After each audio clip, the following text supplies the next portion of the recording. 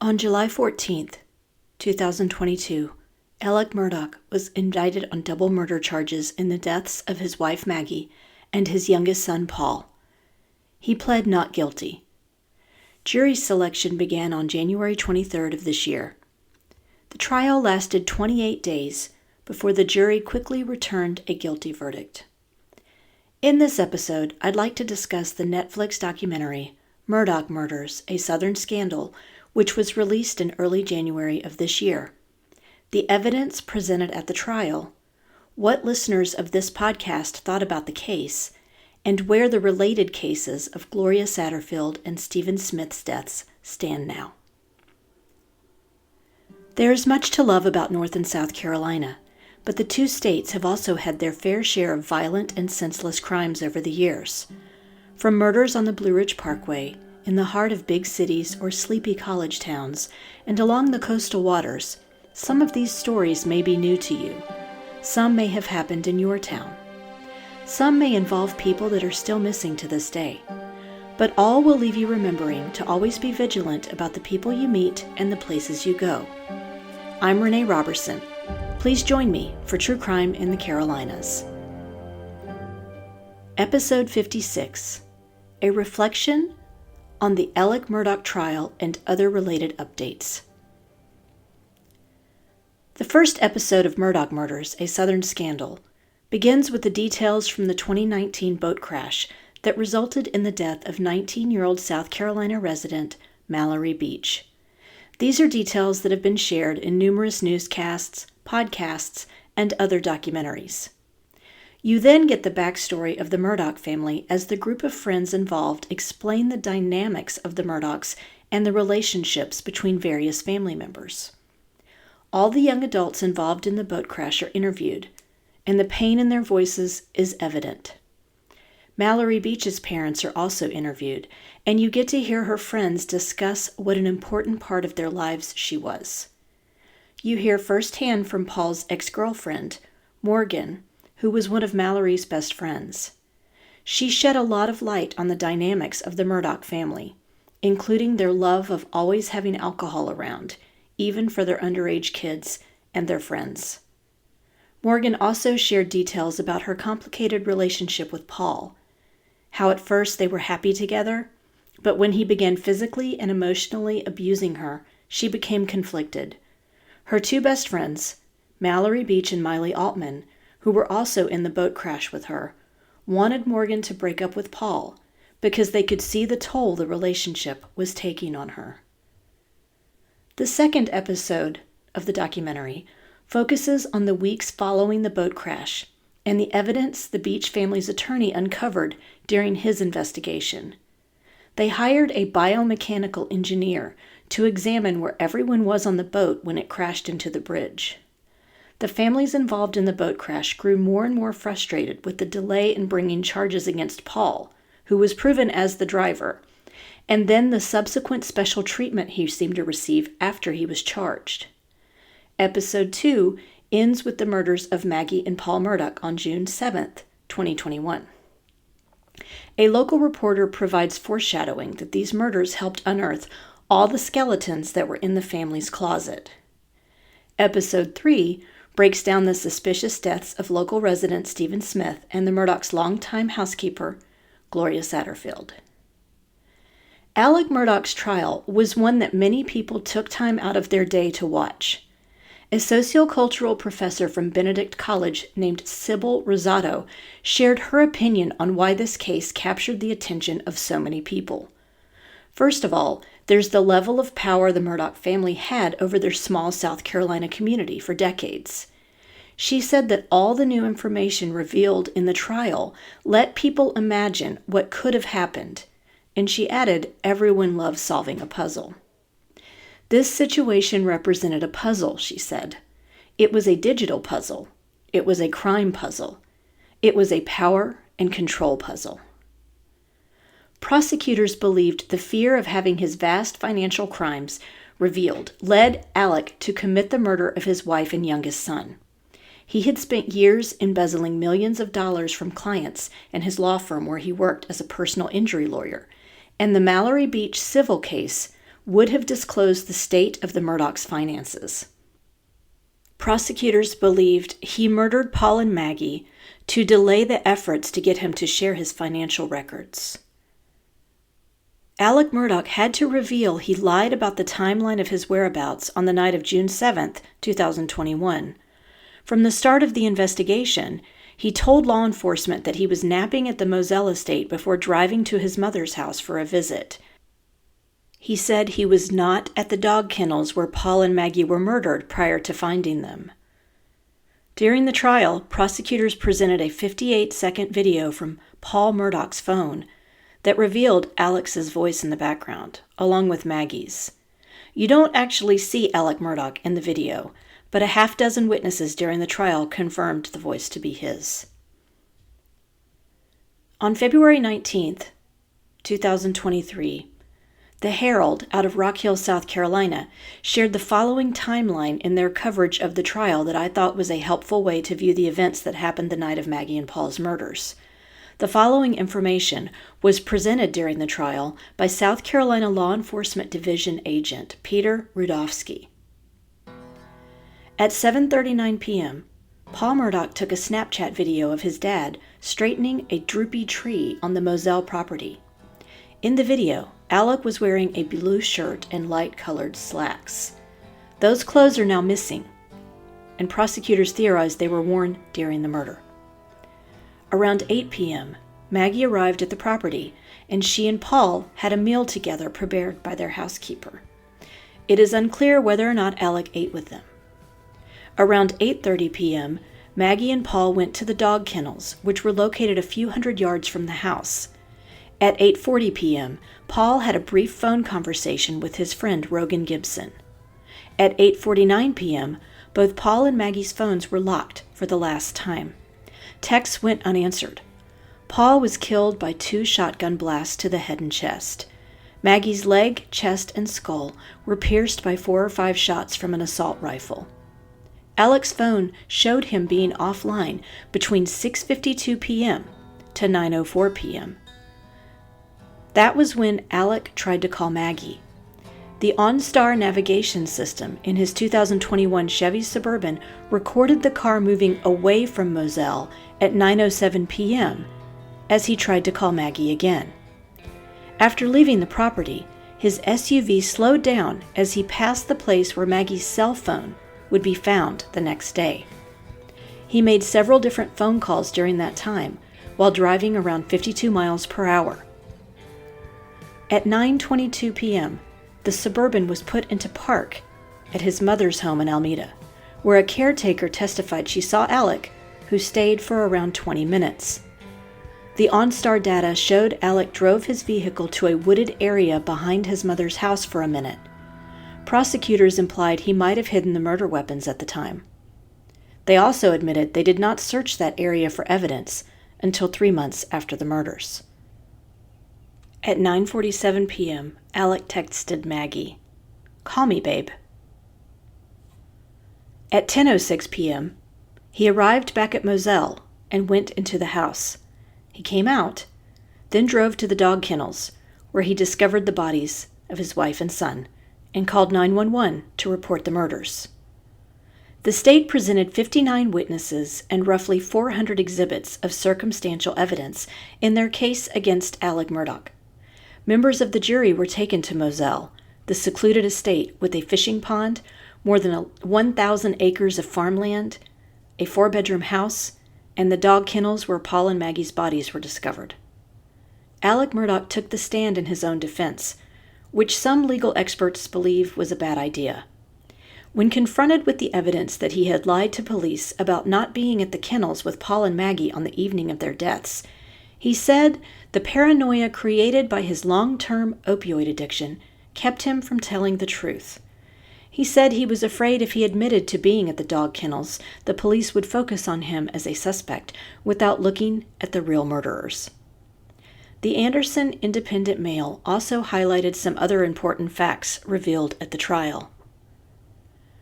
Firearms and ballistics experts testified that the fired .300 blackout rounds found near Maggie's body were cycled through the same rifle that fired rounds at the family home. This points to her being murdered with a family weapon.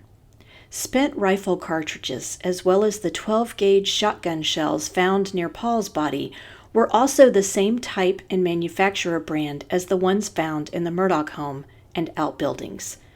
Alex said his son's rifle was either lost or stolen around 2020, but witnesses at the trial refuted that claim by saying they had seen Paul shooting with it just a few months before the murder.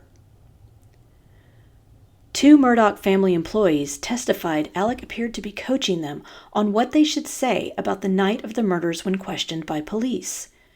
Shelley Smith said Alec told her to say he was at his mother's house for 30 or 40 minutes, when in reality he was only there for 20. Blanca Simpson Turbiate said Alec wanted her to say he had been wearing the same clothes all day. Cell phone video evidence from Paul's phone showed him wearing a different outfit when police arrived to investigate the murders.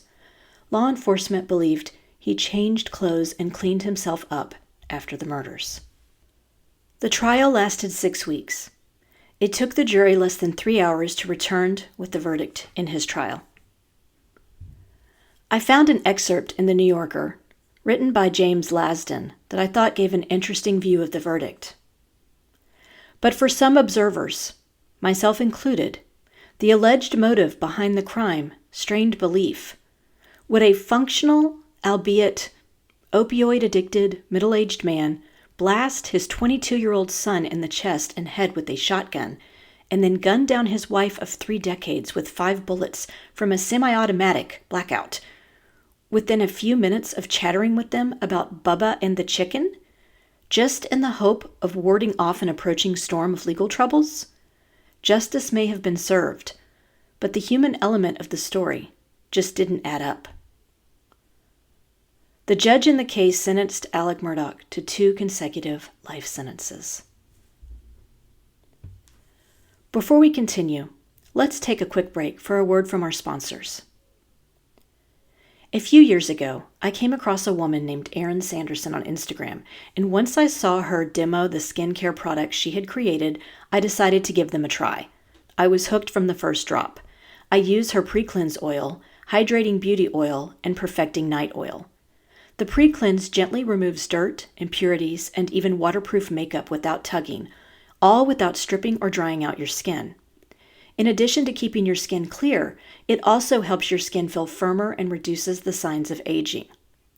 The Hydrating Beauty Oil is a powerful and effective skin hydrator that never leaves your skin feeling greasy. The signature squalene oil is also known for its anti-inflammatory and anti-aging properties. It's perfect for treating skin conditions like acne and eczema and reducing the appearance of wrinkles.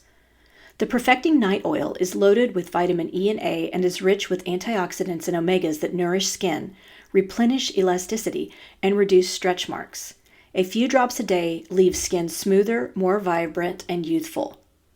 Altogether, they are the literal dream team of skincare. Since I began using these products, I rarely wear foundation anymore. I start my day with pre-cleanse oil and my daily cleanser of choice, put on my own moisturizer, and layer it with a few drops of hydrating beauty oil. Then I put on whatever eye makeup I'm wearing that day, lipstick and loose powder. That's all. I can't believe how bright and flawless my skin looks since starting these products. Want to try the products out for yourself? Go to shopxerin.com and use the code MissingCarolinas10 for a 10% discount on your order. Next, I'd like to talk about Wow Women on Writing. By day, I work as a journalist, but I also enjoy creative writing and entering writing contests. If you like writing creative nonfiction, I encourage you to check out the Creative Nonfiction Essay Contest over at Wow Women on Writing.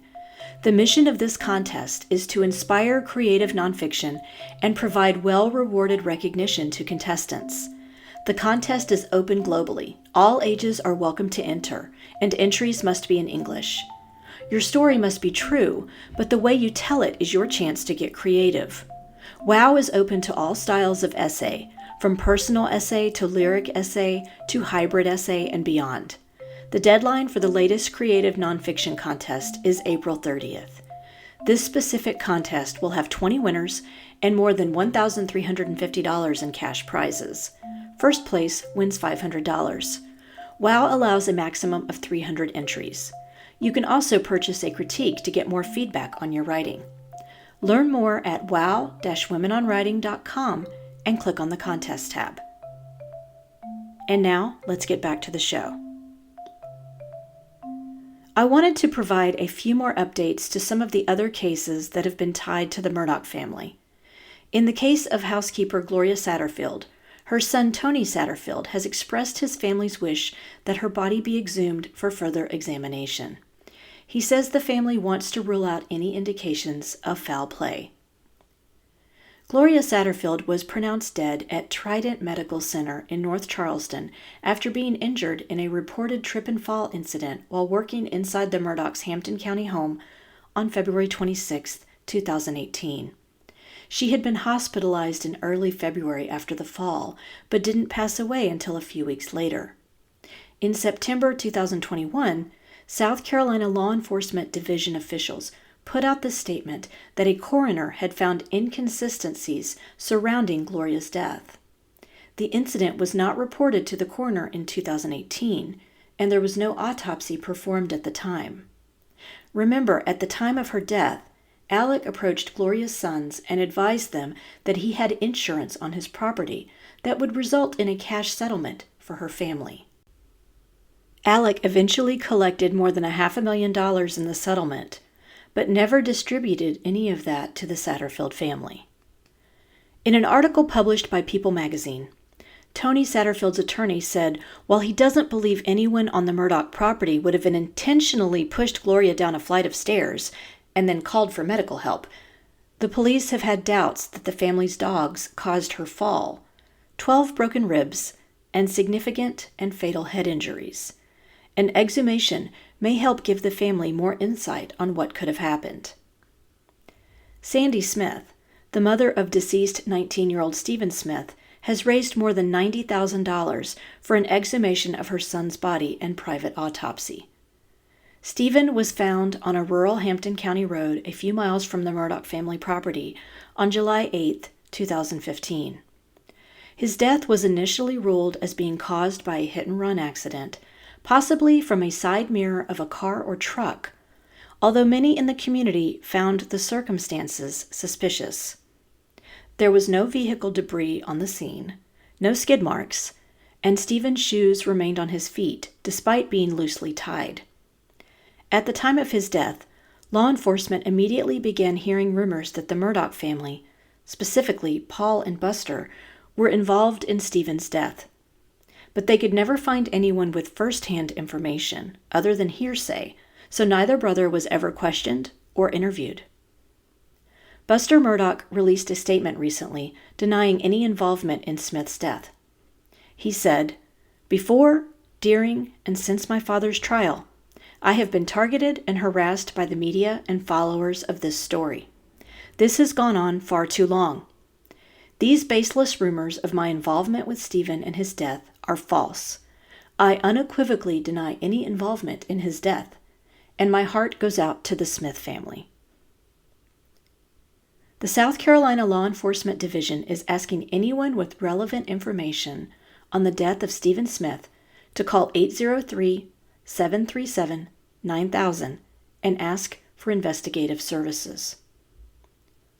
I was curious about what the public's perception of the trial and verdict were, so I put out a call on the Missing in the Carolinas Instagram and Facebook pages. I asked people to weigh in on the following questions. Number 1, did you watch the trial? If so, what did you think about the prosecution's case, the defense's case, and the verdict? Number 2, what are your thoughts on the Netflix documentary, Murdaugh Murders, A Southern Scandal? Number 3, why do you think this case has captivated the country? Number 4, do you believe Alec Murdaugh is truly guilty? Number 5, as this case has been covered by so many podcasts and documentaries, which one did you think was the most comprehensive? Here are the responses I got. First, from Facebook. Janet J. said that she watched the trial. She said that she thought both sides did a great job presenting the evidence. She also commented she felt it was obvious some of the people interviewed for the Netflix documentary were getting paid, and that made her doubt some of the facts. She said she thinks so many people were interested in this case because corruption is fascinating. She also believes Alec Murdaugh is guilty, but did not think the prosecution had enough evidence beyond a reasonable doubt. She thought the Murdaugh Murders podcast by Mandy Matney was the most comprehensive, while the Murdaugh Family Murders, The Impact of Influence, was the least biased. Holly B. said while she watched some of the trial, she paid closest attention on the days Alec Murdaugh took the stand. She has not watched the Netflix documentary, but she watched the one on HBO Max, Low Country, The Murdaugh Dynasty, and thought it was well done. She said she believes the mix of murder and corruption made this case more interesting to the public, as well as the feeling that wealth and privilege should not make someone above the law. She believes Alec is guilty, and the cell phone video and lie about being at the dog kennels was the key to the conviction. She mentioned the podcast The Prosecutors had some good episodes about the Murdaugh trial. She listened to the early episodes of the Murdaugh Murders, but not the later ones. John G. said Alec Murdaugh should not have taken the stand. Betty M. said she does not believe Alec murdered his wife and son. Bess L. said Alec was so guilty of murdering his own wife and son. A listener named Michelle sent me a message on Instagram that said she didn't like how the Netflix documentary featured people saying Maggie didn't show love to Paul.